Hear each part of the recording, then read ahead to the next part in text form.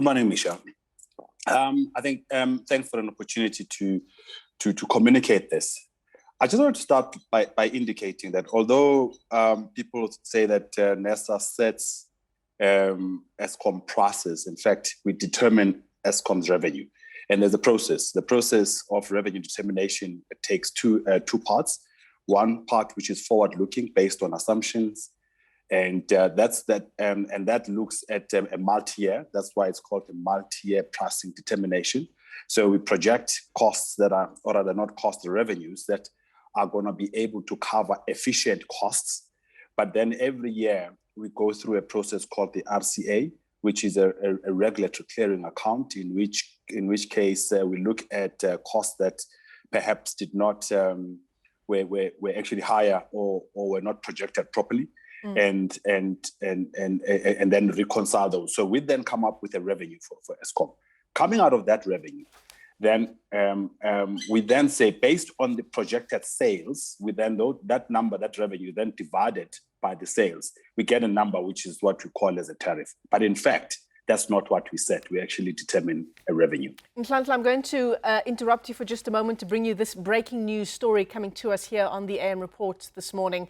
Chief Thandi Sizwe Diko II, that's the husband of the beleaguered presidency spokesperson Kusela Diko, has died.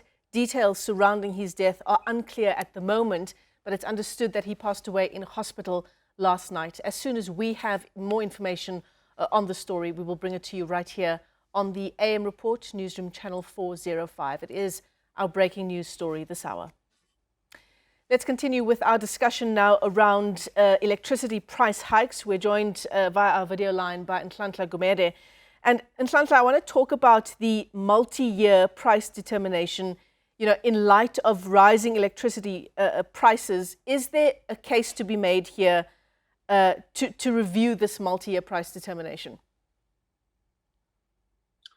Definitely, yes. And NERSA has indicated upfront that there is a need. The world has changed.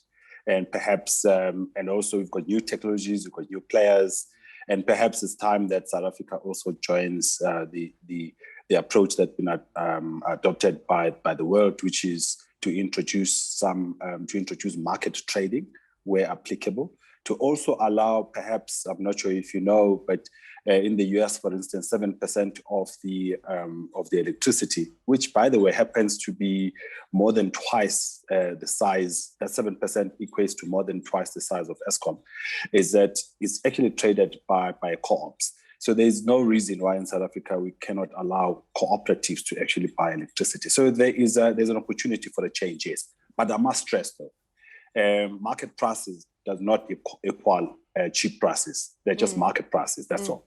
Yeah, so I suppose it's a good question to ask whether there are benefits to subjecting the tariff increases to market forces. Look, the actual regulatory framework itself was not necessarily that bad, because ideally, you know, when someone compares a market like the US with, say, 700 million people, 50 states with people that are consuming a lot of electricity, very well established market, you know, all electrical appliances, or even China, 1.3 billion people. Compare with ourselves at 51 million, of which 40% are actually not working, is that we don't really have much of a market. The challenge is that, as you would know, sometimes it's better to have one efficiently run and properly regulated, mark my words, properly regulated entity than to have many small players, especially in a market that is capital intensive like electricity. So is there value? It needs to be introduced with caution. Then there must be parts of it that recognize the fact that, for instance, in terms of the wires, you can't get more than one wire coming into your house. So that part doesn't matter how much trading you allow, but in respect of the wires, for instance, the wires business, there shall always be one wire coming into a house. Now, how do you regulate that? So those are the kind of things that we actually need to be conscious of. Yeah. I mean, the latest tariff increase, that's for the 2021-22 financial year. So it will see Eskom charge a 15.63% increase, possibly adding 10 billion rand to its bottom line. What do we know about other amounts that Eskom would like to add to, its allowable revenue? Well, let's indicate that the 10 billion, the 15.63% includes the settlement of 10 billion rands, based on what Eskom would have liked to have added 23 billion. So if you look at the sum total of all of the allowed revenues for 21-22, they amount to close to 23 billion. So that was what is actually allowed for the 21-22. We don't quite know how 22-23 going forward is going to be like, as indicated, that there's a need to change the current multi-year pricing determination. So we don't know, we don't want to preempt what that would look like at the end, but clearly there's going to be a change. But I must clarify, Cheryl, is that although the projected revenue that Eskom is looking for is an additional 23 billion, the question that we have to ask is that when you hike the prices to the level that you've hiked, does it mean that people will continue to buy? Because remember, revenue is a product of price and sales. So to what extent, as the price goes up, will some people, residential customers like you and I, now find it affordable to just have our own solar panels on our roof and therefore migrate from the grid? And also, from what I understand, for instance, I'm not sure if you know, but some like 2/3 of the country's mineral beneficiation capacity is, as we speak today, lying idle because of electricity price. Now, how much of that is going to come back and how much of that is going to further decline? We don't know. So will they receive 23 billion? I must admit, I truly doubt that. Yeah.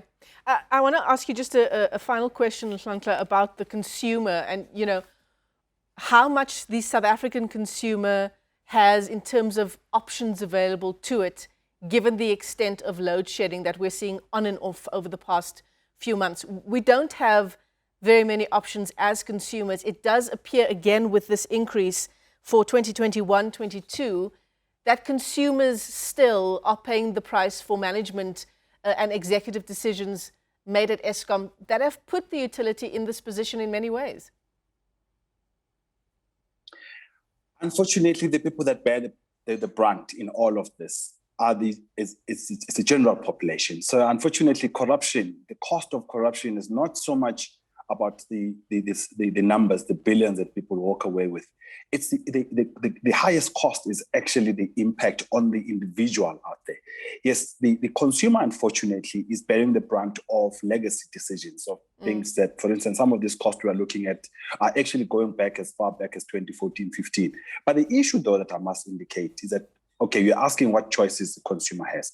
The choices of the consumer is that if we have prices, for instance, that reflect for certain services, for instance, for thermal services, which cost Eskom about 4 rand per kilowatt hour to make, is that as long as consumers make the correct decisions, we should be able to get out of this. And this is one of the campaigns that we need to actually embark on. But in overall, the consumers, unfortunately, are the ones that bear the price of poor quality service as well as of high prices, based on the decisions that were actually made in the past. Yeah.